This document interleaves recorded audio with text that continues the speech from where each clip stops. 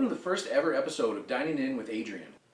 But before we continue on with the show, I just want to take this time to say thank you guys very much at home for watching. If you guys like what you see, please hit the like, subscribe button there at the bottom. Really mean a lot to me. This is one of my favorite recipes of all time. As a matter of fact, enchiladas is really what I base all of my reviews on to any Mexican restaurant that I go to.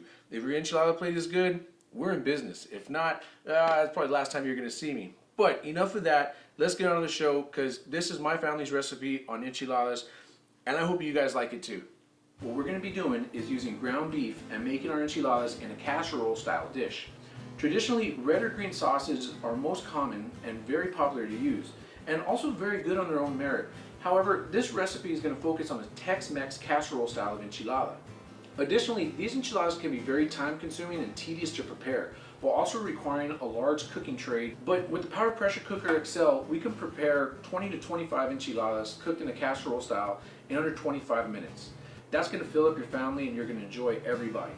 Now, in order to make our enchiladas, what you're going to need today is a teaspoon of garlic powder, half a teaspoon of onion powder, quarter teaspoon of salt, half teaspoon of ground mustard, quarter teaspoon of cayenne, 1 teaspoon of cumin, 3 tablespoons of chili powder, 2 tablespoons of tomato sauce, 2 cups of chicken broth, 1 cup of shredded cheddar cheese, and half a block of melting cheese or 12 slices of American cheese.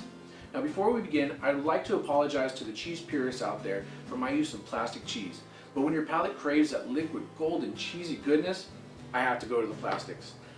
Regardless, to begin, we'll start by browning our ground beef in our Power Pressure Cooker XL by turning our unit on to the rice risotto setting and adding a little bit of vegetable oil to the base of our vessel to prevent the sticking. First, what we're going to do is we're going to remove our lid and we're going to turn our vessel on to the rice risotto setting.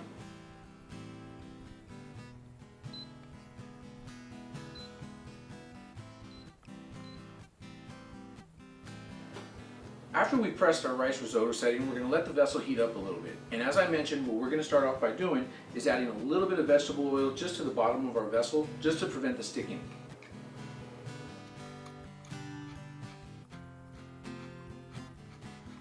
Next, what I'm going to do is incorporate our ground beef and just place it inside and just let it do its thing.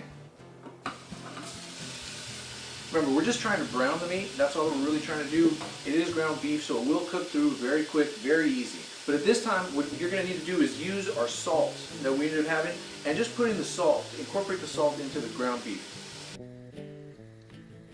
You really just need just a couple of minutes just to let it brown up.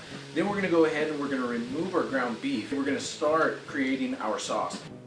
Now I'm just removing our ground beef, putting it into this nice clean bowl, and I did use a spatula with holes just so that I could go ahead and keep some of that nice broth that's already accumulated at the bottom of our vessel, and that's just going to help out, just deliver a lot more intensive flavors in our enchilada sauce. And more flavor is never a bad thing in my book, as long as it's good flavor. Now, in order to get our enchilada sauce going, what we're going to need to do is begin by pouring in our 2 cups of chicken broth. Now that we've got our chicken broth added, what we're going to end up doing is incorporating all of our seasonings into this beautiful, beautiful little concoction of broth. And just brush all this inside. Delicious. Don't forget about our tomato sauce as well. Nice and easy. Then what we're going to go ahead and do is grab our whisk and just start whisking it around to a nice liquid sauce. It's going to be delicious, I promise you that. Just keep on whisking because this is a little bit of a timely process, but it's going to be delicious. So now that our sauce has been whisked, what we're going to go ahead and do is turn our vessel back on. And what I'm going to do is go ahead and put it right back onto the rice and risotto setting. And I'm going to go ahead and increase it 20 minutes. What I'm going to go ahead and do now is just go ahead and start placing our tortillas just at the bottom of the base. And what I'm going to want to do is 1 tortilla at the top, 1 at the bottom, 1 on the side, and 1 on the other side. Then what we're going to do is just rotate them over to the side again, create a little star pattern, just kind of, fill up those blank spaces. So the first 2 layers, because the first layer is actually going to consist of 2, is going to consist of 8 tortilla shells. So as I'm doing this, feel free to watch along and see how I'm doing it.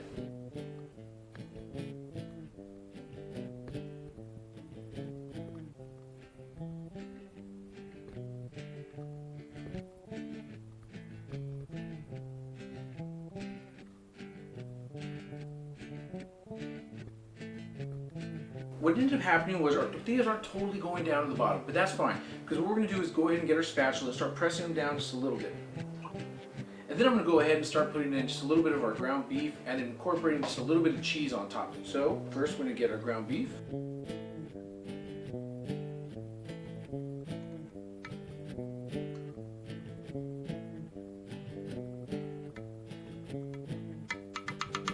Now I like to use 1 piece of cheese per quadrant, so that means there's going to be 4 pieces of plastic cheese down at the bottom.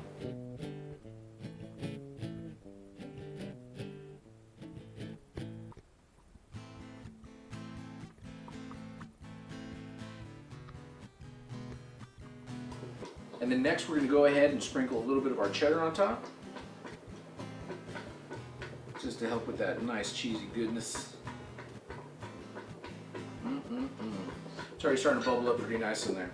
And then keep on going with some more tortillas. And now this time it's just going to be 1 tortilla per layer, so we're going to do 4 on each. And keep on incorporating and then do the same thing.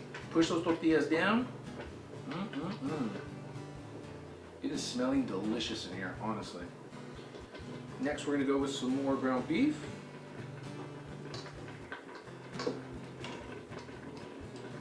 Yummy, yummy, yummy. And then we're going to repeat that with another layer of cheese. And just keep the process going, because that's exactly what we're doing. This is just, you know, it's easy to repeat and it's just fun. Oh my gosh, this aroma is divine. Go back to our cheese once again.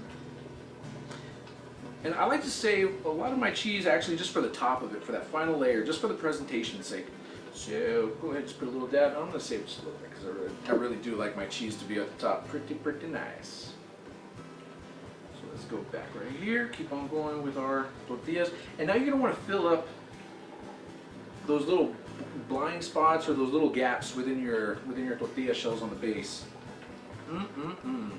Push down once again with the spatula. Not too hard though, because you really can break the tortilla. So you really don't want to mess it up too much. Yummy. Oh my goodness, this is just intoxicating the way this smells. Let me just go ahead and keep on adding in my ground beef. You know what? This is actually going to be my last layer because it's starting to fill up pretty good. So just incorporate the rest of that beef on there. And I'm just going to go spread it around. This is looking great, I promise you. I swear to you. So keep on going now with our last layer of the plastic cheese.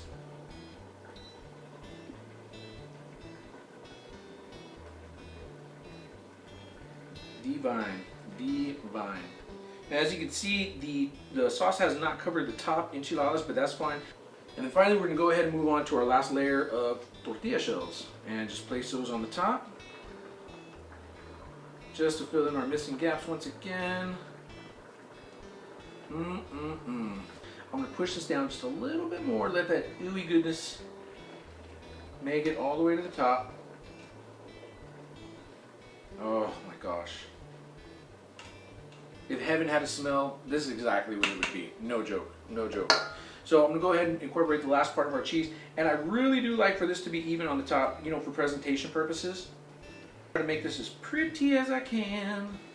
And this whole time, our enchiladas have been cooking. So, you know, like I said, less time, less stress, and more goodness. Oh my goodness, more goodness. So I'm gonna put the lid on and you guys are in for a treat. So see you guys in a couple. Now we've got it sealed, our cap is good, and now we're just gonna let this guy build up a little bit of pressure. 20 minutes, see you guys soon. So I'm gonna go ahead and I'm gonna uncap this and let's see what we've got.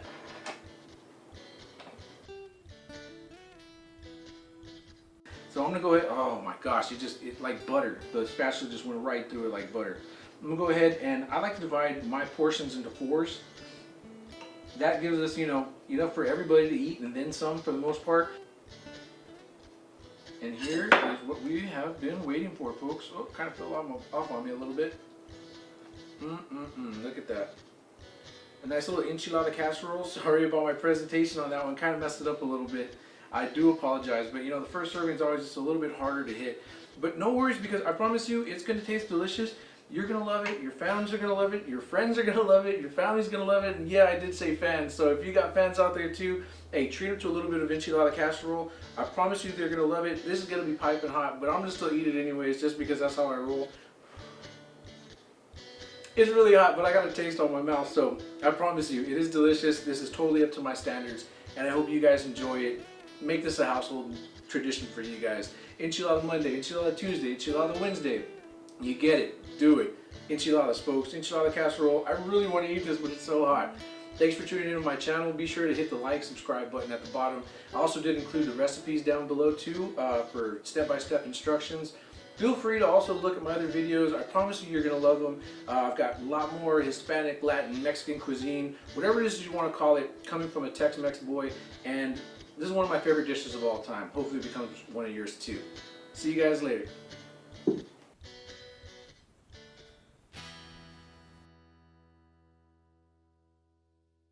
Wait, but how? Hold on. How could I forget? Add a little parsley to the mix just for a little flavor. I do not own the rights to that move. Sorry about that. But anyways, see you guys next time on Dining In with Adrian. Want some, bud?